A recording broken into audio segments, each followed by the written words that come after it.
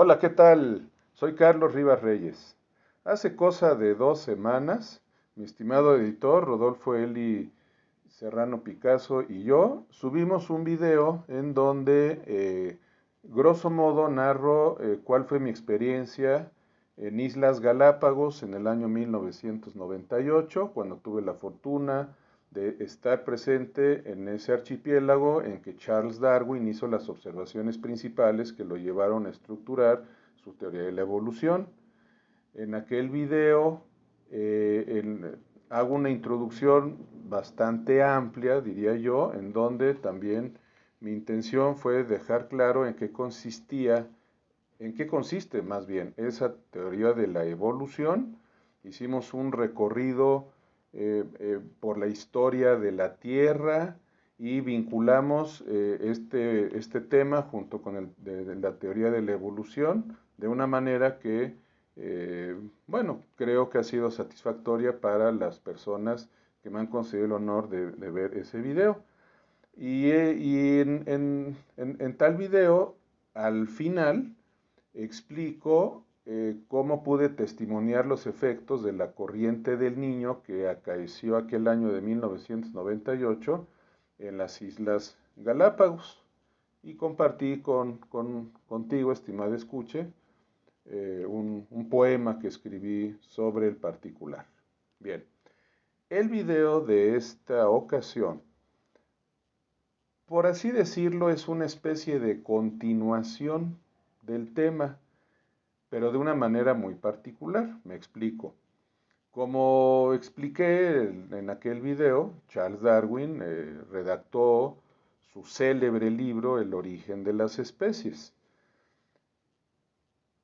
Como también dejé dicho en aquel video, ese libro tuve la delicia de leerlo poco antes del viaje que realicé a Islas Galápagos en aquel año 1998.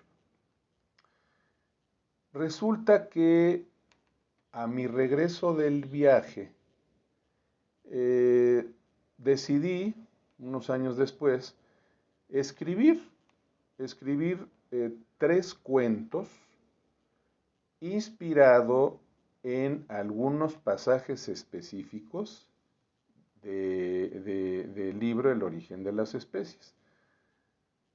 Aunque es pertinente hacer una aclaración.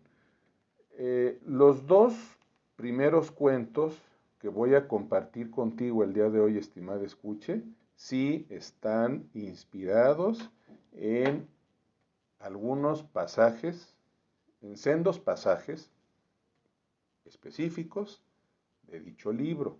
Incluso voy a citar textualmente el contenido de dichos párrafos antes de proceder a la lectura de mis cuentos para hacerte a ti un poco más fácil no solo la comprensión del cuento, sino la relación directa que guarda con dichos contenidos.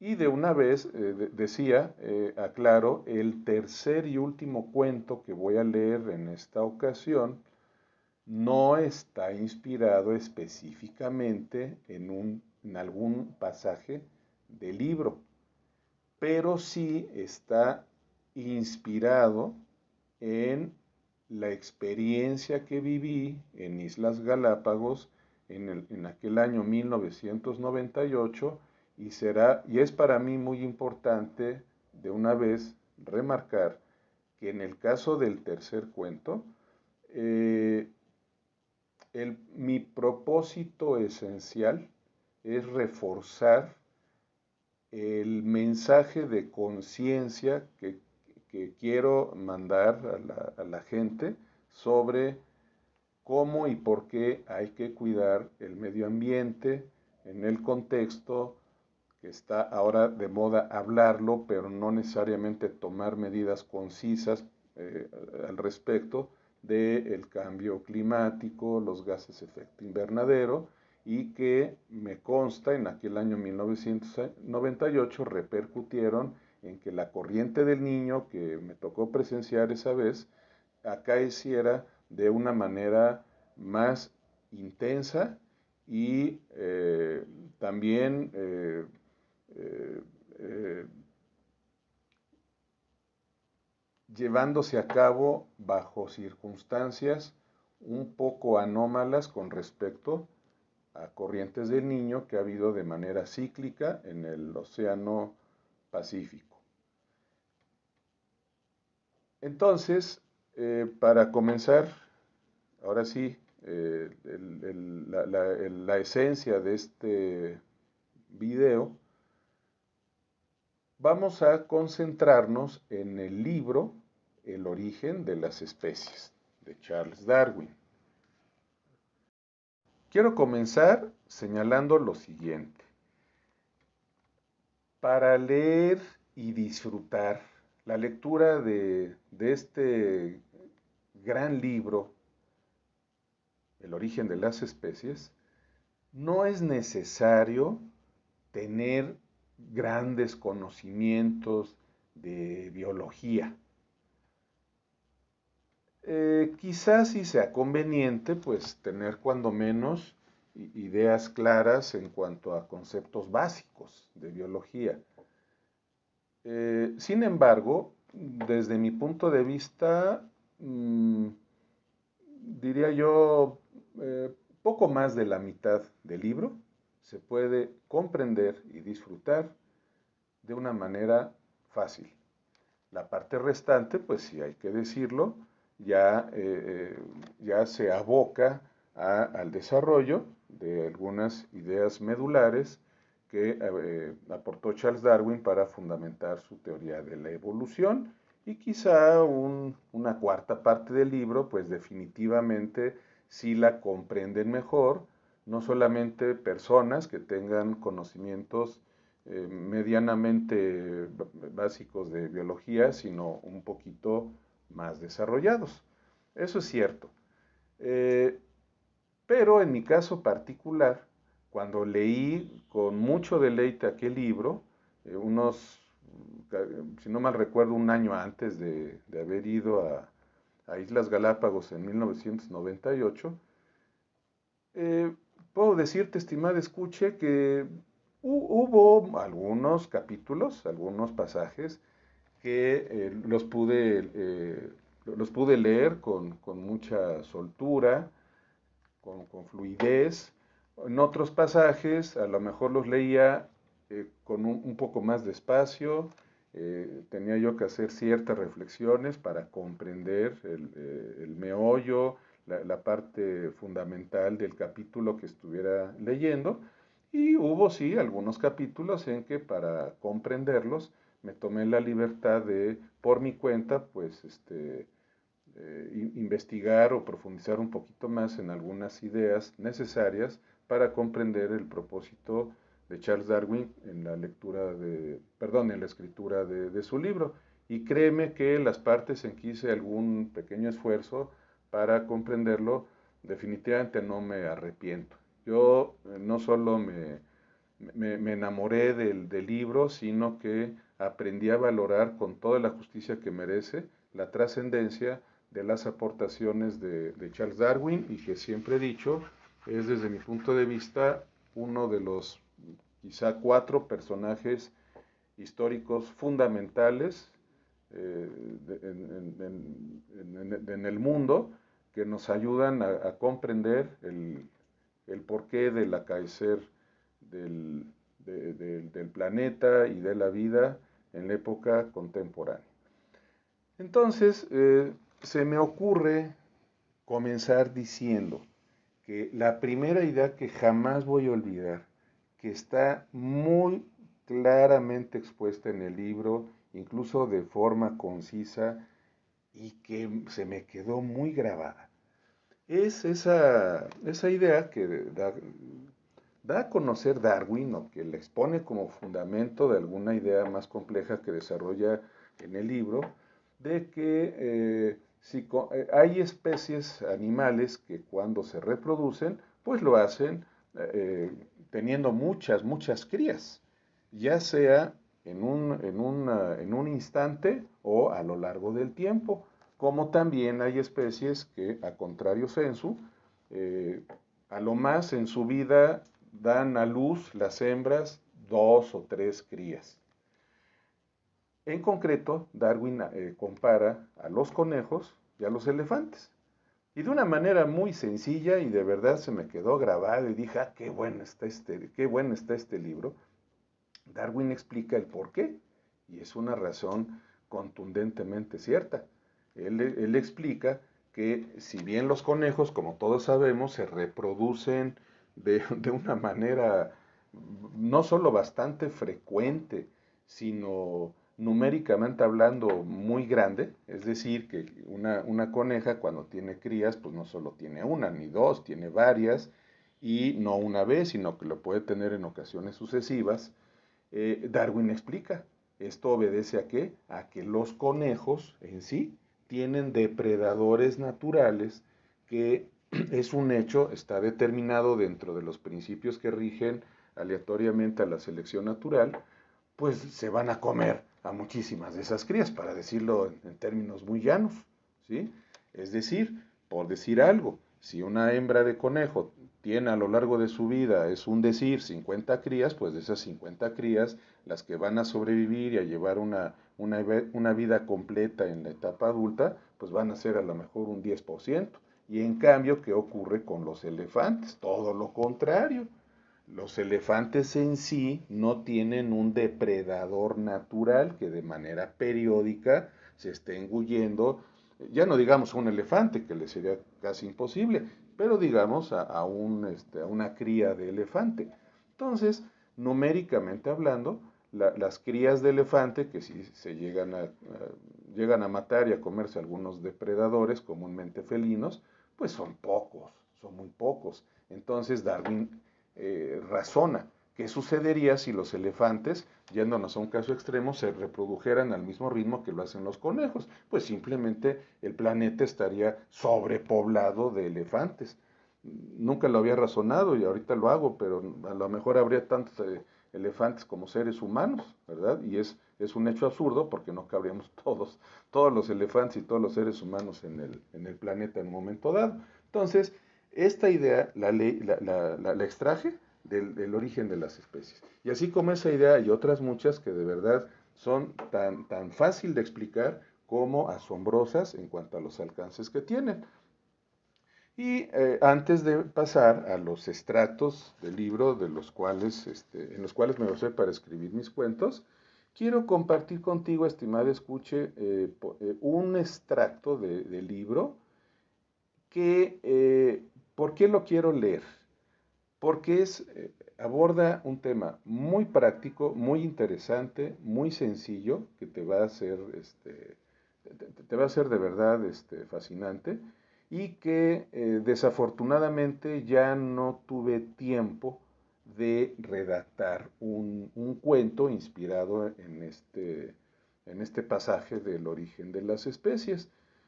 Aunque no escribí el cuento, bueno, pues no me quiero quedar con las ganas de compartir contigo, estimado escuche, este fragmento para reforzar la idea de que así como el libro está lleno de algunas explicaciones, algunos aspectos un poco técnicos en el campo de la biología, también hay otros que son muy fáciles de comprender.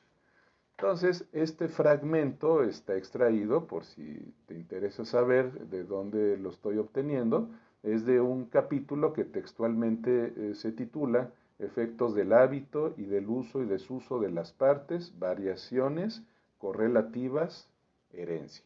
Estoy dando la cita textual del título, en el cual uno de sus párrafos dice lo siguiente. El cambio de condiciones produce un efecto hereditario en los animales. El creciente uso o desuso de órganos ha tenido una influencia más marcada así en el pato doméstico. Encuentro que, en proporción a todo el esqueleto, los huesos del ala pesan menos y los de la pata más que los mismos huesos en el pato salvaje.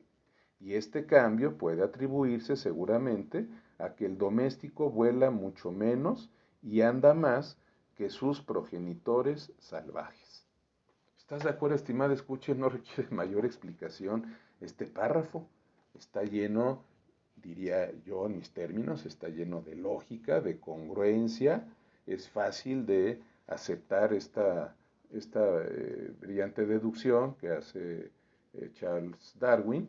Y lo que sí me permito comentar es que cuando llegué en su momento a ver la posibilidad de escribir un cuento inspirado en este pasaje, lo iba a vincular con el contenido de un texto dramático del gran noruego Henrik Ibsen, famosísimo entre otras obras por La Casa de Muñecas, por ejemplo.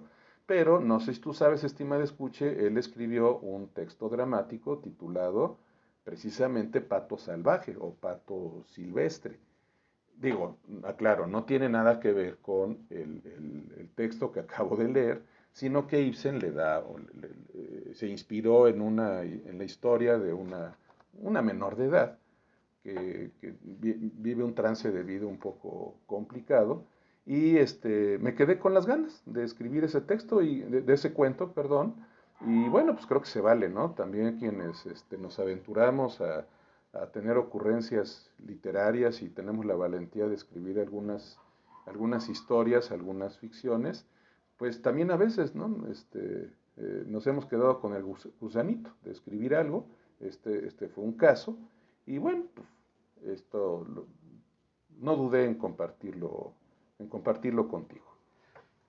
Ahora sí, expuesto lo anterior, procederé a dar lectura a los 3 cuentos de mi autoría. He decidido, inicialmente iba a dar lectura a cada uno de ellos y al final comentarte cuál fue el fragmento del libro en que me inspiré para escribir cada uno de ellos. Pero de última hora consideré eh, invertir el orden. Primero leer el fragmento porque siento que dado que este es un ejercicio de lectura en voz alta y no es un texto que tú tengas a la vista, como lector decidí de última hora que es más fácil, más práctico, que te comparta primero el fragmento del libro El origen de las especies que me inspiré y ya después dar lectura al texto. Entonces, así lo vamos a hacer. Como título de esta compilación de 3 cuentos que escribí, elegí el de A propósito del origen de las especies. Y comienzo con un epígrafe que dice, leyendo es como mejor se estimula la imaginación. En el capítulo del libro que Charles Darwin dedica a hablar sobre las especies domesticadas, hay un espacio de unas 3 páginas, de 3, 4 páginas, que dedica a hablar sobre un tipo de paloma. No voy a entrar en detalles, voy a leer textual el fragmento del libro que va a ser motivo de inspiración para el cuento que leeré a continuación. Dicho fragmento textualmente dice, por grandes que sean las diferencias entre las razas de la paloma, estoy plenamente convencido de que todas descienden de la paloma silvestre o rock pigeon, entre paréntesis, Columba livia, se cierran paréntesis, incluyendo en esa denominación varias razas o subespecies geográficas que difieren entre sí por detalles insignificantes. Más adelante, en otro párrafo, señala, los supuestos troncos originales deben de haber sido todos de paloma de roca, es decir, las que no procrean ni se posan voluntariamente en los árboles. Solamente se conocen 2 o 3 especies de palomas de roca. Ahí culmina la cita. Y mi cuento se titula Un acto de amor. Hace algunos miles de años, cuando el cielo la vio nacer, no hubo nadie que inmortalizara por escrito tan histórico acontecimiento. Ya en edad fértil tuvo una hija. Sin embargo, eso no fue razón suficiente para que dejara de estar triste, dado que aún no estaba consignado su nacimiento en los anales de la historia. Poco tiempo después, ante la profunda congoja de la madre, su hija, picoteando el ingenio, dejó plasmada en una roca la historia de su madre. Así, de alguna manera su madre había por fin logrado, sin saberlo, ver parcialmente su sueño hecho realidad. Sin embargo, alimentado su vuelo por un amor sin precedentes, la hija decidió reencarnar en un hombre con el solo propósito de lograr que el sueño de su madre se hiciera plenamente realidad. El hombre en quien reencarnó tenía por fuerza que complementar materialmente la realización de aquel sueño. Por fin, en 1859, junto con la de otras celebridades, todas ellas amantes de la naturaleza, vio escrita la historia del nacimiento de quien siempre la hizo sentir una hija amada en un libro seminal en la historia de la ciencia. El origen de las especies. El hombre en quien había reencarnado, Charles Darwin, comenzó a ganar desde entonces una fama tan inmensa como el orgullo de aquella hija fundadora con su madre del linaje de las palomas.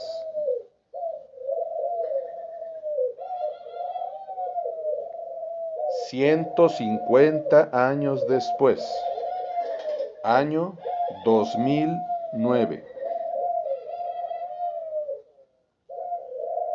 Una joven estudiante de preparatoria, reconocida por sus maestros como una alumna emprendedora, dado su gran apetito por el conocimiento de todo lo concerniente a las ciencias biológicas, hizo que fuera unánime la opinión de que tenía madera para llegar a ser una reconocida investigadora en esa materia, en especial en el campo de la ornitología. En tanto que sus compañeros de clase decían que era una mujer que hacía honor a su nombre por los altos vuelos que emprendía con su portentosa imaginación cuando les improvisaba historias de ficción, siempre con diversas aves como protagonistas de dichas historias.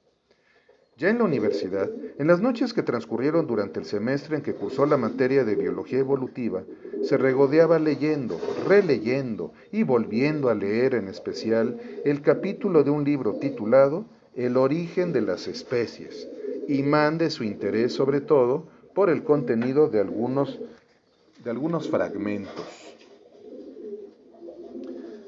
Fragmentos tales como: por grandes que sean las diferencias entre las razas de la paloma, estoy plenamente convencido de que todas descienden de la paloma silvestre o rock pigeón, Columba livia, incluyendo en esa denominación varias razas o subespecies geográficas que difieren entre sí por detalles insignificantes. O los supuestos troncos originales deben de haber sido todos de paloma de roca, es decir, las que no procrean ni se posan voluntariamente en los árboles. Solamente se conocen 2 o 3 especies de palomas de roca. Ahí termina el fragmento. 2 años después, Paloma concluyó su doctorado con la tesis titulada Una explicación cladística de la convergencia evolutiva que existe entre la Columba livia, entre paréntesis paloma de roca, y el ornitorrinco.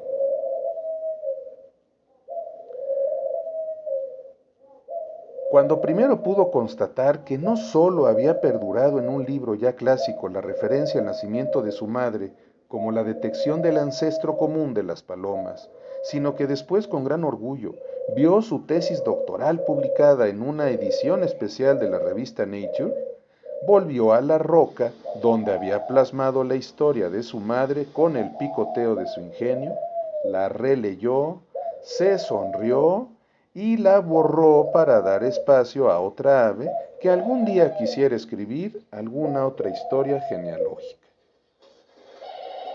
Finalmente se impulsó, abrió sus alas, emprendió el vuelo y se fusionó en el horizonte con el inmarcesible recuerdo de su madre. Paloma Roca siempre será recordada por quienes la conocieron como una estudiante de excelencia, aunque no se hayan podido enterar nunca del gran acto de amor que la llevó a volar por los aires del tiempo para atestiguar y a la vez consolidar la trascendencia del nacimiento de su madre, fuente dichosa de una nueva especie. Así, quien la dio a luz siempre estará iluminada por la estela de una expresión justa y merecida, la de la semilla cladística de todas las palomas que han volado por el mundo y por la historia, transportada por la fama de Charles Darwin y de su libro toral, El origen de las especies. Qué bello origen de tan singular especie, qué bella historia de tan singular origen.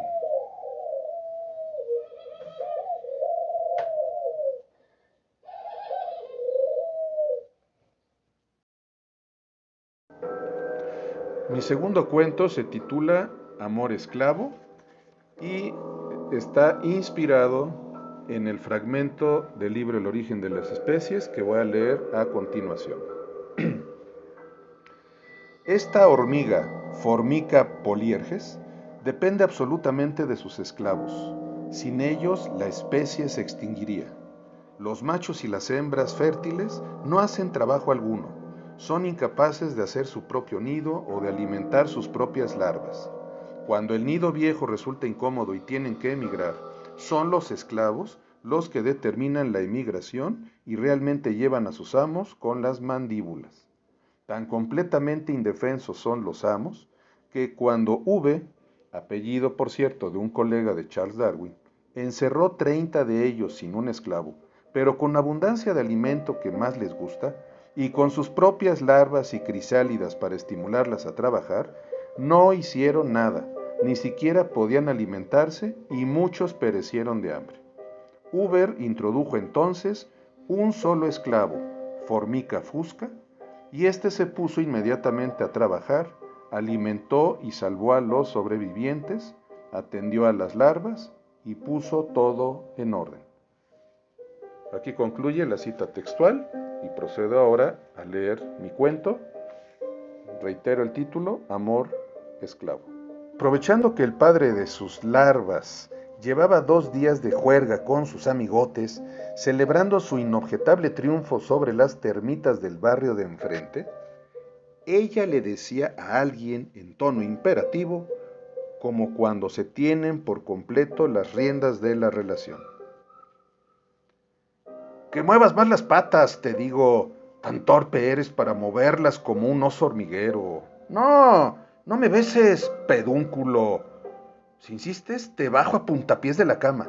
Solo quiero que formiquemos, animal. Esa es nuestra naturaleza. Formicas somos. Pues formiquemos, pues. Ni sueñes con que algún día me enamoraré de ti. Entiende que no eres de mi clase. Segundos después, estando ella encima de él en su cama de granos de arroz. Ya no te necesito. Ponte el taparrabo y sal a conseguir algo para comer, porque me dejaste todavía con algo de hambre, zoquete. Le dijo en tono enérgico y tronándole los dedos. No te tardes, porque quiero que me lleves antes de que anochezca a casa de mi mamá. Contigo me aburro horrores. Mientras él regresaba de cumplir con su encomienda, ella permaneció recostada en la cama, meditando sobre la conveniencia o no de emigrar de esos parajes tan a flor de tierra, pues faltaba poco tiempo para que comenzara la canícula y época en que muchas veces sufría de bochornos que la malhumoraban. A los pocos minutos se comenzó a oír un llanto polifónico que emergía de una tripleta de cunas que resguardaban la inocencia, pero a la vez la hiperactividad de las 3 criaturitas que había traído al mundo esta madre tan déspota y altiva. Ella lo que oía eran chillidos que no tenían otra causa, sino el hambre atroz que nublaba los deseos de vivir de esos hermanitos que nunca habían sabido lo que es, ya no digamos un beso maternal, o una atención obligada por un compromiso biológico, sino siquiera una palabra que no sonara a háganse un lado, estorbos, no son más que un accidente de la vida.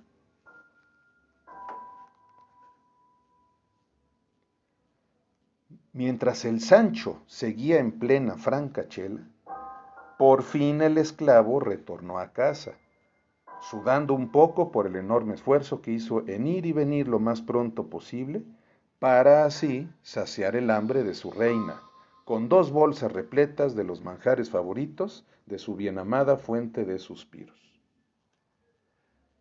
En cuanto lo tuvo frente a sí, ella revisó el contenido de las bolsas y acto seguido, lo único que él escuchó fue la siguiente retahíla de contundentes órdenes. Te tardaste como siempre, remedo de macho, pero bueno, ya que no se le puede pedir al olmo que dé peras, chirriones. Ya no dará tiempo de que me lleves con mi mamá. Bueno, para nada. Eso de seguro te hará muy feliz porque no tendrán que agotarse tus lindas mandíbulas. Dicho esto último, con todo el sarcasmo del mundo. Prepárate de volada la cena. Cuando tengas listas las albóndigas, las calientas a fuego lento en la sartén que me regaló mi madre el día de mi cumpleaños. No se te olvide, animal. Si no, yo me encargo de atorar tu cerebro en ese cogote tan horrible que tienes y que te hace parecer una avestruz rechazada de su hábitat por la selección natural. Ah, y en cuanto termines de preparar la cena, te das un buen baño, porque apestas a hiena y no quiero que contagies ese olor a las criaturas, a las que si te da tiempo antes de que despierte de mi siesta, dejo que les des algo de comer para que no despierten al vecindario con sus estertores. Concluyó la que hacía las veces de ama. Unos minutos más tarde, la cena estaba servida. Él olía a lavanda. Las criaturas ya estaban dormidas con el estómago contento y ella esperándolo en la cama. Él se presentó sonriente, la ayudó a que lo montara a horcajadas y la llevó al comedor para que degustara la cena, que previos trozos finamente cortados, él le daba en la boquita, por eso de la ley del menor esfuerzo. No estuvo mal la cena, aunque podía haberte quedado mucho mejor, pero, en fin, vete a tu cuarto que esta reina va a ver un rato el programa de la hormiga atómica. Ah, una cosa importante, Sopenco, no vayas a roncar, por favor. Por tu culpa amanezco casi siempre de malas. Te advierto que ya no lo voy a tolerar. Al más mínimo ronquido, te meto la almohada en el hocico para que sigas roncando, pero en el más allá. Todos los días que ella lo usaba y él la amaba, aprovechando los ratotes de borrachera del Sancho, ese era más o menos el tenor de la convivencia de este par de seres vivos, salvo por 2 detalles. Esa noche, él roncó a pesar de que había tratado de no quedarse dormido para no roncar. Sin embargo, esta vez no pudo evitarlo. Llevaba ya 5 noches consecutivas sin dormir, con tal de no estropear el sueño de su reina, de su querido y principal enlace con la vida. Jamás pretendió ser un Espartaco liderando una rebelión, ni mucho menos tratar de destronarla. Nunca soñó con poder decirle algún día, aquí el que manda soy yo. Ella y sus criaturas, aunque él no fuese el padre, lo eran todo para él. Les había ofrendado su vida, su tiempo, sus pensamientos y hasta sus oraciones nocturnas. Esa noche, esa última noche, se esforzó una vez más para no quedarse dormido, para no roncar, para no dejar desamparadas a su reina y a las criaturas.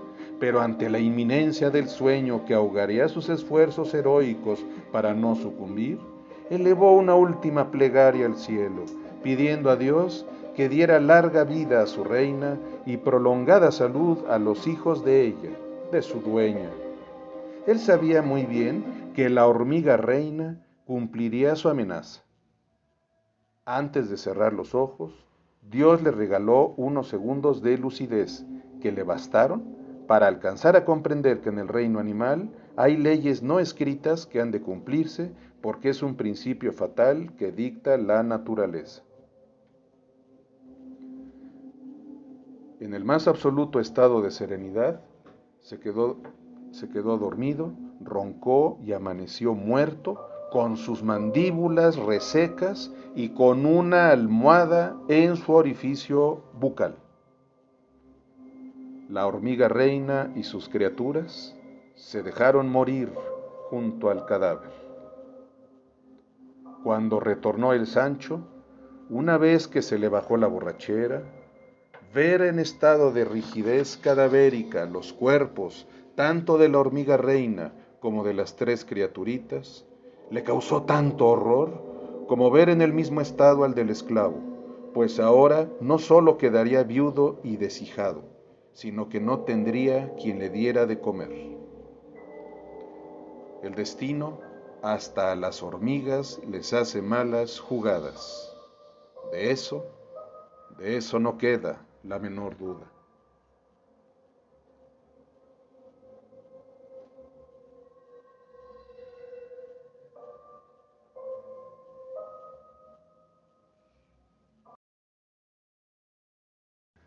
Muy bien, estimada escuche.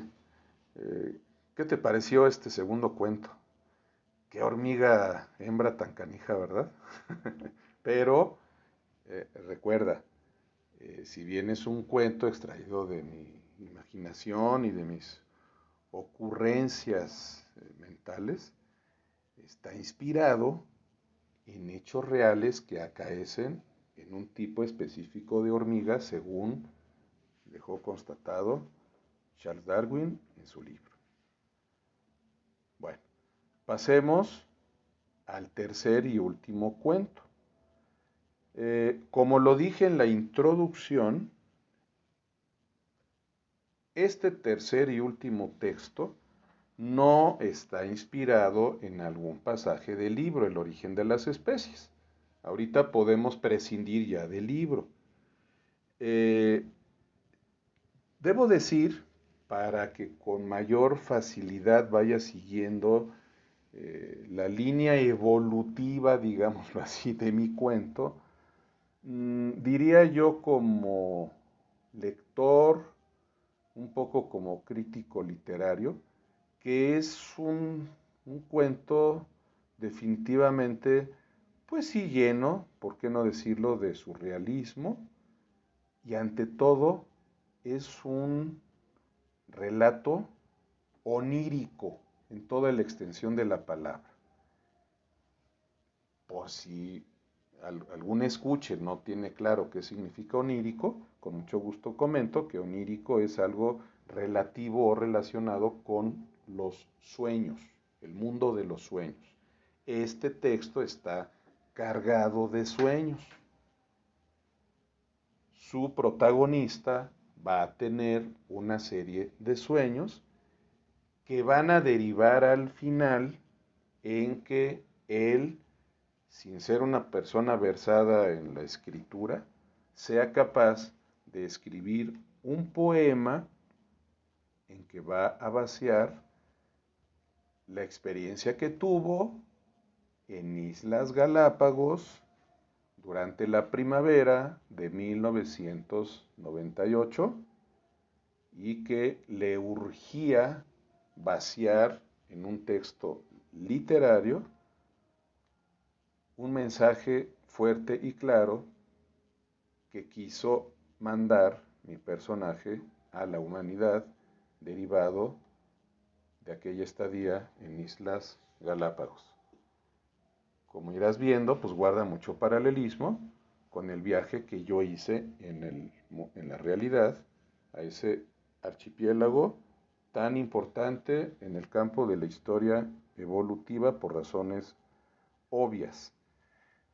Eh, por cierto, antes de dar lectura plena al texto, sí me permito recomendar a quien no haya escuchado mi más reciente video en donde cuento a detalle los pormenores de mi viaje por Islas Galápagos, pues que me concede el honor de escucharlo. Eh, Eso le dará un contexto un poco más vasto al cuento que voy a leer a continuación. Bueno, ahora sí nos arrancamos. El título de mi cuento es Pluma Amorosa.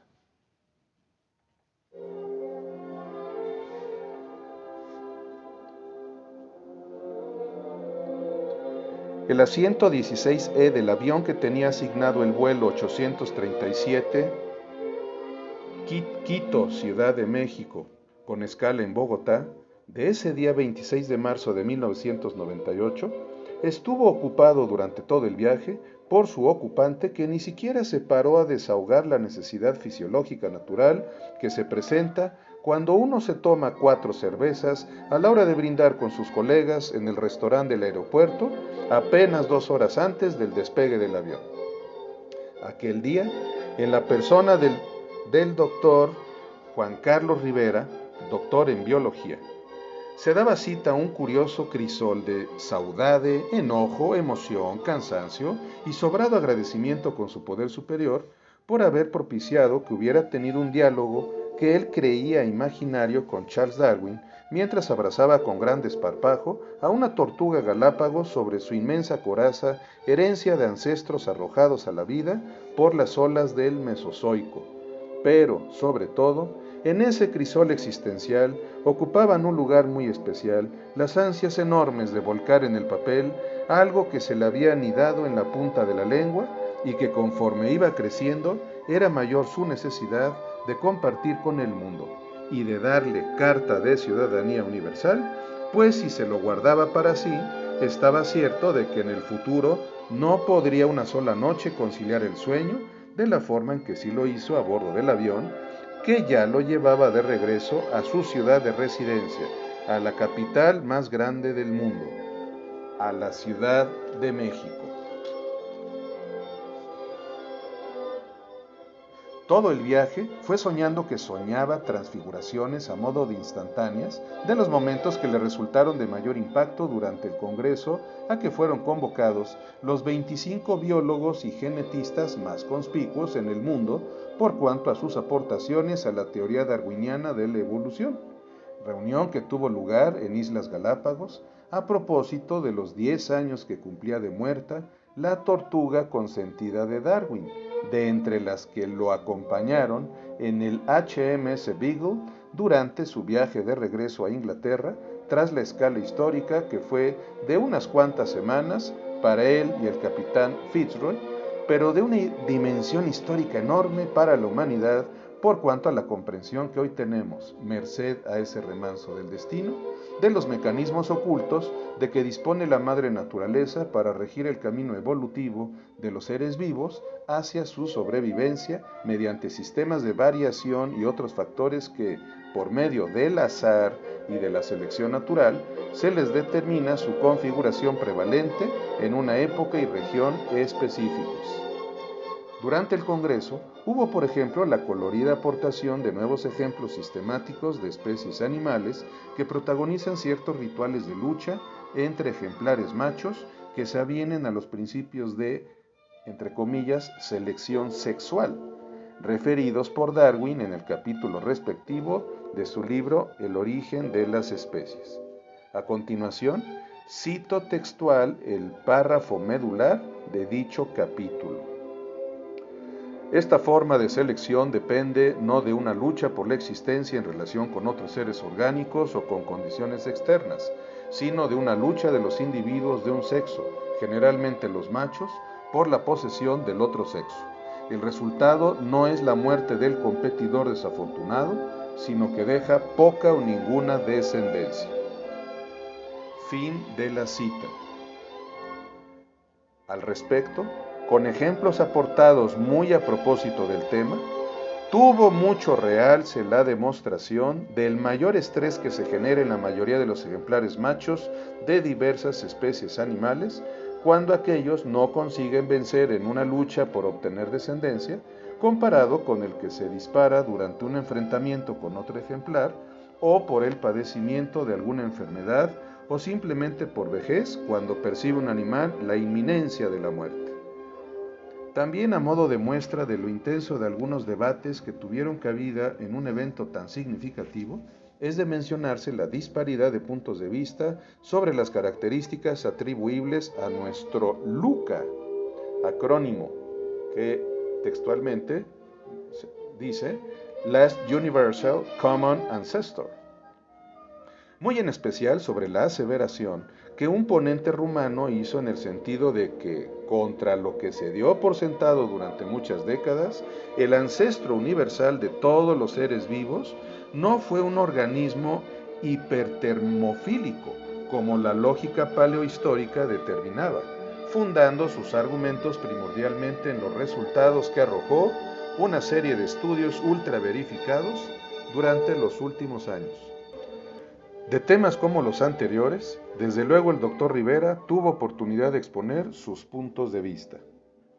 Durante su vuelo de regreso a la Ciudad de México, soñó que soñaba tener un sueño que a su vez tenía como coloratura de fondo las notas, compases y chispas brotadas del genio de Ludwig van Beethoven en su sexta sinfonía pastoral, que en 3 ocasiones escuchó soñando el doctor con el auxilio de sus audífonos activados durante todo el vuelo, obra musical que eligió para la ocasión por ser, a su modo de ver, una de las piezas maestras de la música de concierto más evocadoras de la naturaleza de que tuviera noticia, junto con el concierto para pájaros de Rautavaara.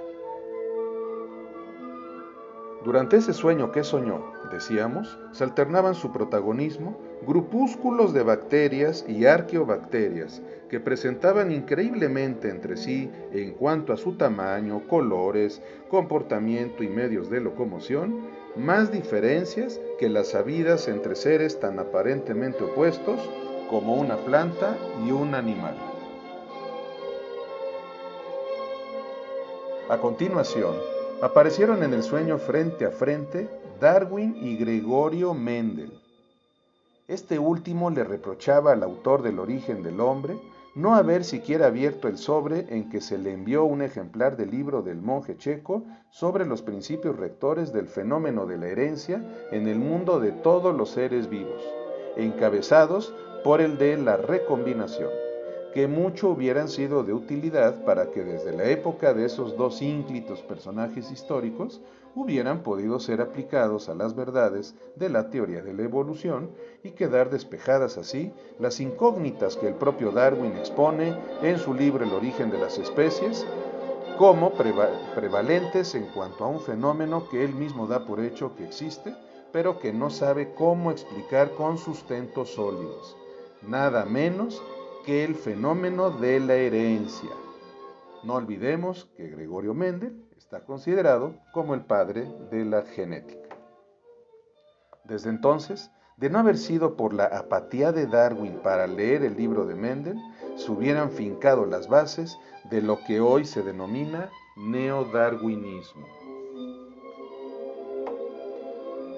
El hecho que inmediatamente tuvo lugar en el sueño que soñó nuestro doctor fue el del gliptodonte que en un lugar de la zona norte de las Pampas argentinas, durante el tiempo que el naturalista inglés permaneció en esas tierras australes durante su periplo por el mundo en el HMS Beagle, conversaba con Charles Darwin sobre las reales probabilidades de subsistencia a futuro de sus descendientes en las condiciones de ese hábitat. Plática que cerró con la conclusión de que por una serie de factores que el entonces desconocido genio le explicó a semejante mole animal, no podía haber al respecto buenos augurios, dadas las enormes dimensiones de su interlocutor en función de la oferta de alimento, le dijo, a que tendrán acceso los de tu especie en un mediano plazo, por lo que intuía que en el futuro más bien subsistiría el armadillo, una especie hermana del gliptodonte de un tamaño y unas necesidades de alimento muy inferiores a las de aquel gigante. Cuando el doctor volvió al mundo real, Al ya no ver ambientado su sueño con la sexta de Beethoven, por la sencilla razón de que su interpretación ya había concluido unos minutos antes, apenas tuvo las fuerzas suficientes para accionar el rewind de su grabadora portátil, hasta que oyó el tic del aparato como señal de que podría volver a presionar el botón de play para dar por segunda vez música de ambiente a su modorra onírica. Una vez que dio los pasos indicados, volvió a cerrar los ojos y reanudó de inmediato la secuencia de su sueño de que estaba soñando, retomándolo a partir del encuentro tenido con el gliptodonte soñador, ya solo para que viera a Darwin despedirse del endémico animal con una mueca inconsciente y ver despertarse agitado al pariente del armadillo moderno.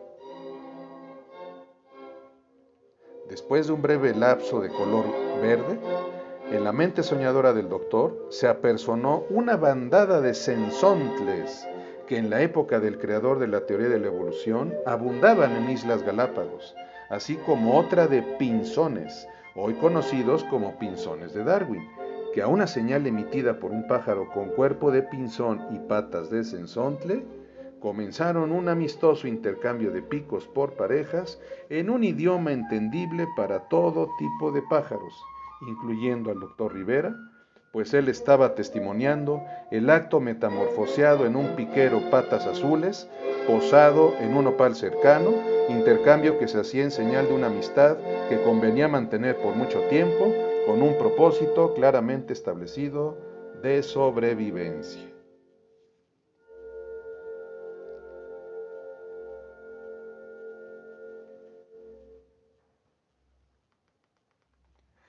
En ese encuentro de pájaros felices, su soñador, que soñaba que los soñaba, alcanzó a entender que era un acuerdo que se determinó por unanimidad.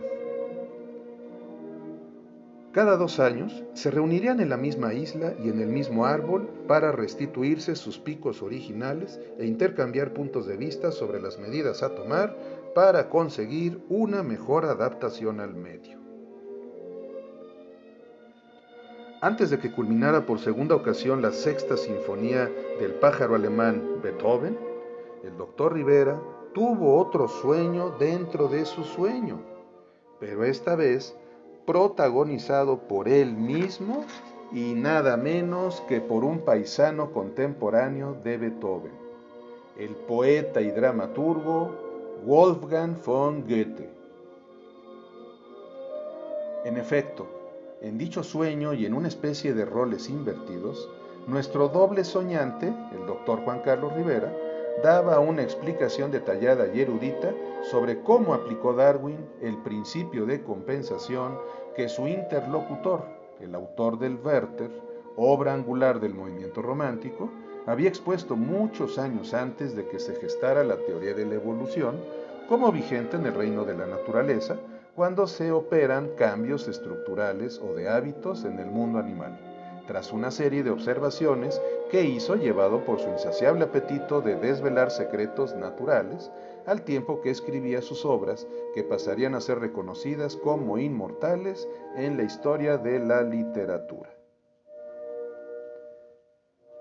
Todo órgano, parte, función o tipo de conducta que da o quita la naturaleza a un ser o grupo de seres vivos, comenzó diciendo con autoridad el doctor al polígrafo alemán, activa automáticamente un mecanismo de compensación que a su vez da o quita el órgano, parte, función o tipo de conducta correlativos en ese mismo ser o grupo de seres vivos.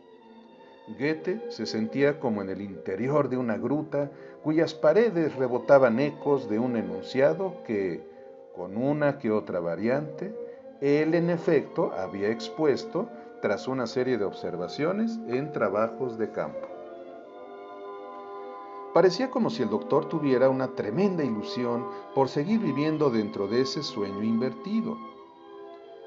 Indigestaba la atención de Goethe con tantos hallazgos que sobre el particular hizo Darwin tras años de muy paciente y metódica investigación, sin saber que era la primera ocasión que Goethe conocía a alguien que no solo no le daba oportunidad siquiera de intercalar alguna interjección en medio del discurso de su monologante, sino que también se apartaba de la regla común de que era más bien la gente la que siempre estaba atenta a las exposiciones verbales de Wolfgang Goethe, el maestro de Weimar, dada su fama de ínclito pensador, y no el maestro quien escuchaba los comentarios de sus innumerables admiradores.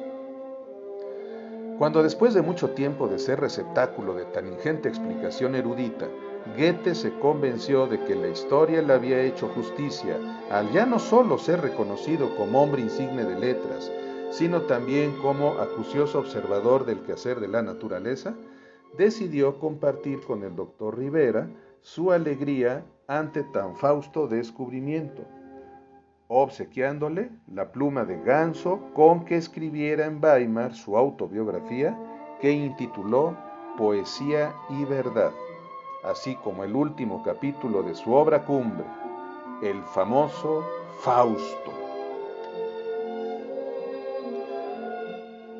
El doctor Rivera alucinó de emoción ante un regalo tan inesperado como genuinamente original, dudando en ese momento de si tal obsequio lo apreciaría más como una verdadera reliquia dadas las obras clásicas que tan insigne escritor había aportado al mundo con esa pluma de ganso como extensión de su ingenio creativo, o bien, y de momento esta era la posibilidad que más le atraía, aprovechar la pluma como una valiosa fuente de información genotípica de gansos pertenecientes a la especie del que alguna vez fuera dueño volador de pluma tan singular.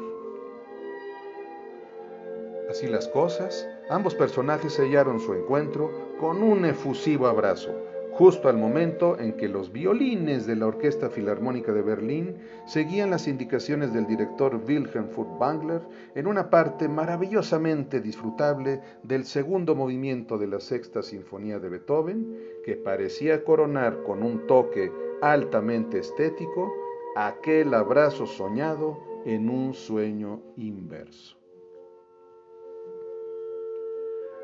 Cuando el doctor Juan Carlos Rivera llegó por fin a casa, se dio un regaderazo, vació sus maletas y de un estuche por cuya apariencia se evidenciaba el trote de muchísimas décadas, extrajo una bellísima pluma de ganso en cuyo arranque aparecían grabadas en estilo gótico las iniciales W y G, quedando nuestro doctor tan sorprendido como congratulado ante semejante hallazgo, pues él creía haber soñado a Wolfgang Goethe y, sin más, sin haber tenido nunca interés en leer poesía, salvo uno que otro poema de su paisano Salvador Díaz Mirón, ni mucho menos haber intentado jamás escribir siquiera un verso sentimental para alguno de sus amores juveniles, fue súbitamente catapultado hacia la entrada de un reino cuya atmósfera inoculaba por toda esa regia extensión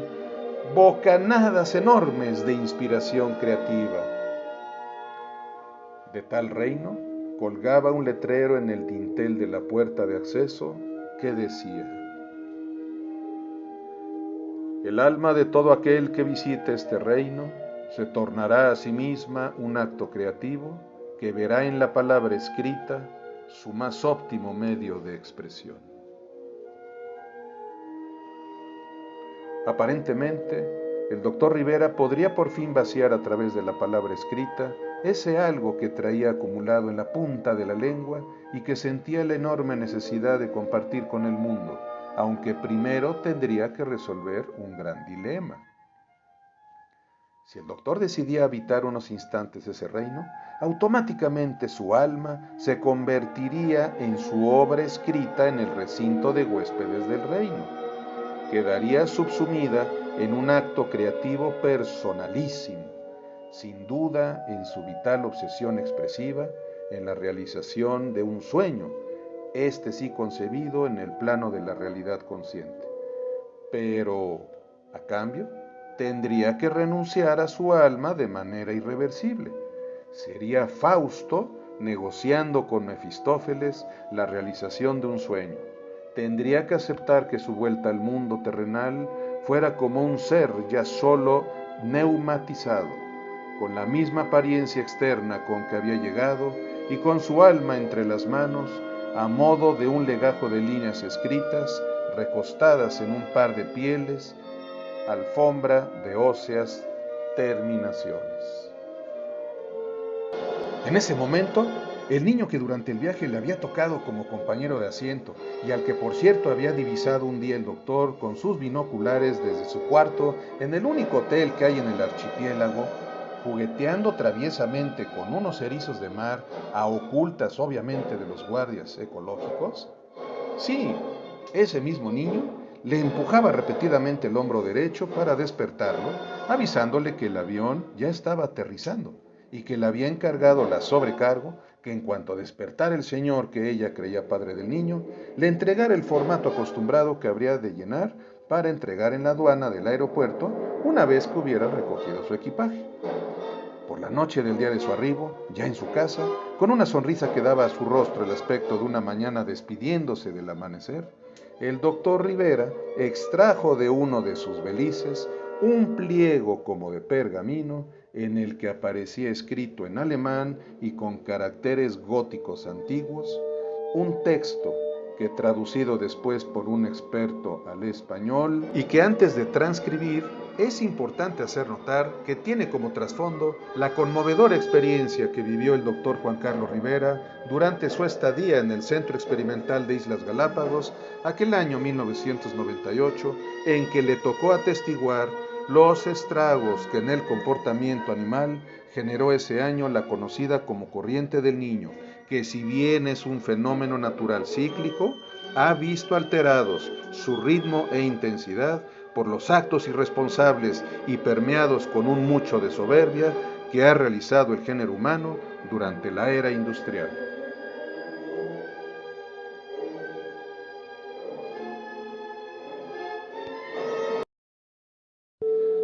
El título de dicho texto es Abracemos a la naturaleza.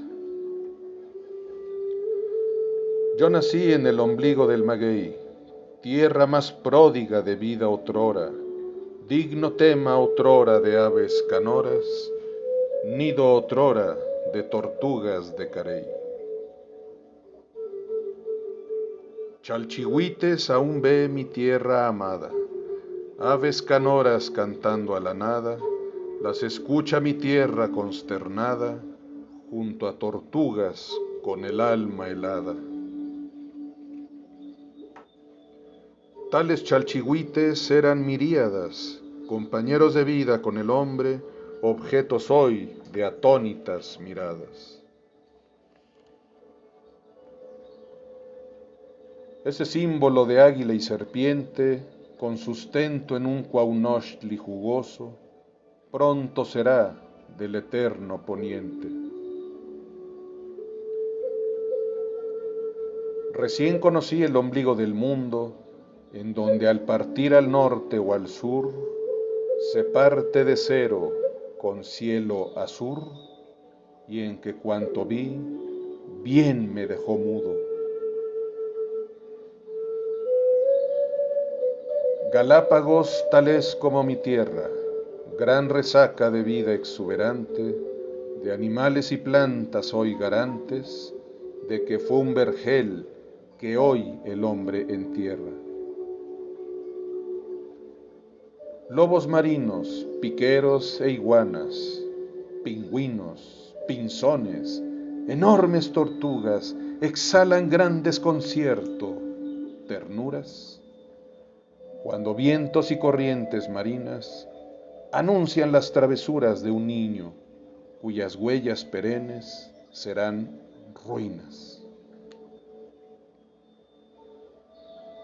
Mis hermanos de México y el mundo, ¿progreso vale más que la vida misma? ¿Naturaleza es acaso vil brizna? Respondamos juntos un no rotundo. Progreso irracional es retroceso. Naturaleza ultrajada a conciencia no tan solo demerita a la ciencia, sino al hombre lo torna un ser perverso. La vida puede prescindir del hombre, pero el hombre depende de la vida para bien o mal actuar en su nombre. Desandemos ahora el camino errado y abracemos a la naturaleza como lo hacemos con un ser amado. Primavera de 1998.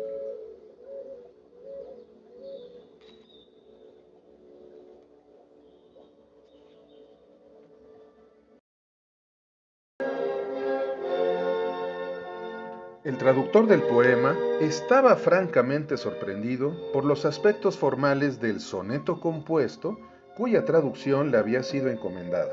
Según explicó semanas después en una rueda de prensa, tanto el ritmo como la rima y la métrica habían sido trabajados por su autor de un modo tan sorprendente y se había valido de un manejo de palabras tan exacto que, además de reflejar un vastísimo conocimiento del idioma alemán, incluyendo el uso de arcaísmos eufónicos, obviamente ya en desuso, facilitó enormidades el trabajo de traducción, pues fue relativamente sencillo para él como traductor trasladarlo al idioma español con un ceñido apego a los elementos rítmicos de rima y métrica inherentes al poema original, logro que, según explicó el experto, hasta ese momento había sido un reto punto menos que imposible alcanzar para cualquier traductor de poesía en cualquier idioma.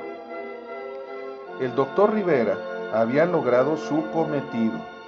Tras ser llevada su mano en un reino de excelsa inspiración por una pluma amorosa que tenía grabadas en su cañón las iniciales WG, vertido en un pergamino estaba el mensaje que, ávido de compartir con el mundo, traía anudado el doctor Rivera en la punta de la lengua desde su arribo al aeropuerto de Quito, Ecuador, para tomar su vuelo de regreso.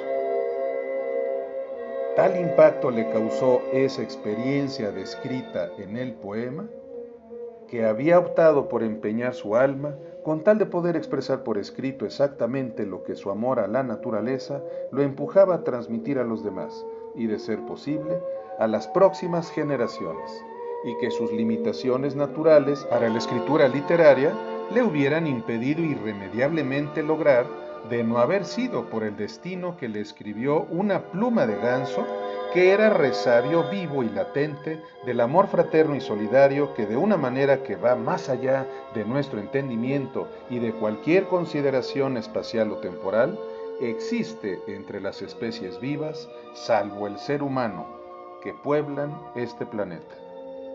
El manuscrito original sigue recorriendo el mundo para deleite de paleógrafos, lingüistas, biólogos, críticos literarios, ambientalistas, políticos, poetas, curiosos natos y periodistas que encuentran en el alma del doctor Rivera una fuente inagotable de estudio y reflexión.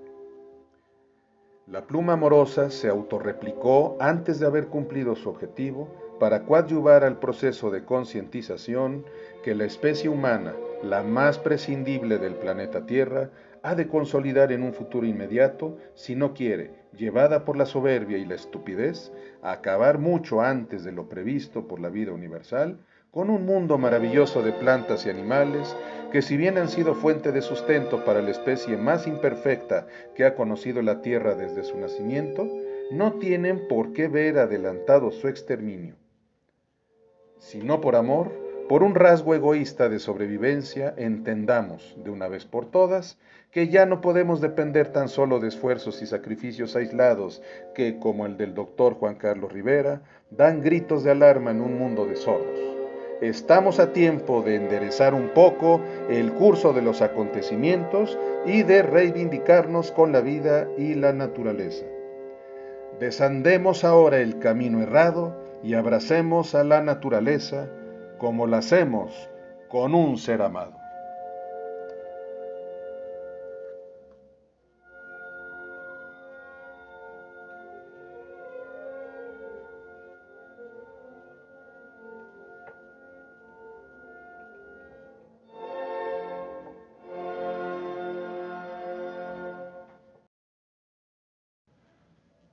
Muy bien, estimado escuche, tal ha sido el contenido de mis 3 cuentos. Espero que hayan sido de tu agrado. Eh, Desde luego, como lo he ofrecido en videos anteriores, si me quieres conceder el honor de emitir algún comentario, crítica, reflexión acerca de cualesquiera de ellos, está a tu disposición mi correo electrónico, mi número de WhatsApp.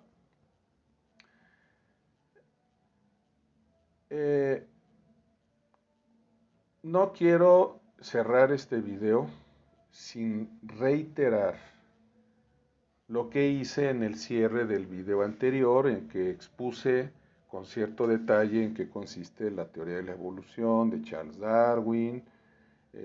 Hice una descripción de qué son las Islas Galápagos, cuál fue mi aventura por esas islas en el 98, pero remarqué al final de aquel video que lo que más me interesa es poner un granito de arena para generar verdadera conciencia en la gente de por qué debemos cuidar nuestro planeta en el contexto del tema de cambio climático que está tan en boga hoy en día. En el video anterior dediqué un apartado importante a exponer pormenores científicos acerca de este tema que realmente nos debe tener algo más que preocupados. Entonces, este video no es la excepción. De nuevo, lanzo una exhortación a quien me escuche para que de verdad tomemos medidas serias independientemente de las que hayan de tomar los gobiernos en el mundo, que algunos son responsables y otros poco más que irresponsables, pero en la esfera individual debemos colaborar. Incluso esta vez me permito dirigirme en particular a los jóvenes. Por favor, tomen ustedes especial conciencia del problema. Repito lo que dije en el video anterior. Si bien es cierto que el cambio climático, que la corriente del Niño, a que hice mención en aquel video y en este, son fenómenos naturales cíclicos, no menos cierto es que sin duda los humanos de manera estúpida e irresponsable hemos contribuido para acelerar y magnificar dichos procesos de deterioro y exterminio. Me dirijo a ustedes jóvenes porque bien que mal, quienes ya tenemos varias décadas de vida, en mi caso, que ya estoy iniciando una 6ª década de vida, pues lo digo la neta, no a mí y a mucha gente de mi generación, yo creo que no nos preocupa tanto lo que vaya a ocurrir en un corto plazo con el planeta, porque pues bien que mal no nos quedan muchos años de vida. Sin embargo, ustedes jóvenes que les quedan algunos, muchas décadas hacia futuro, pues les exijo que ustedes a su vez reclamen a los adultos esa actitud irresponsable ante el comportamiento armónico de la humanidad con el planeta. Ya basta, sé lo que les digo, jóvenes, ustedes deben encabezar ese movimiento de presión y exigir a los adultos que ya nos pongamos las pilas y no contribuyamos para heredarles un mundo que de verdad, se los digo, con bases científicas, es muy preocupante. Ya no digo dentro de 50 años, les estoy hablando de 8 o 10 años en adelante. Sé lo que les digo. Entonces, por favor, jóvenes, ustedes tienen que reeducar a las generaciones adultas para ya dejar de comportarnos de manera tan irracional e irresponsable con el planeta. Esta vez no me quiero despedir compartiendo contigo, o ahorita sí me dirijo a ustedes, espero que sean muchos los jóvenes que me estén escuchando.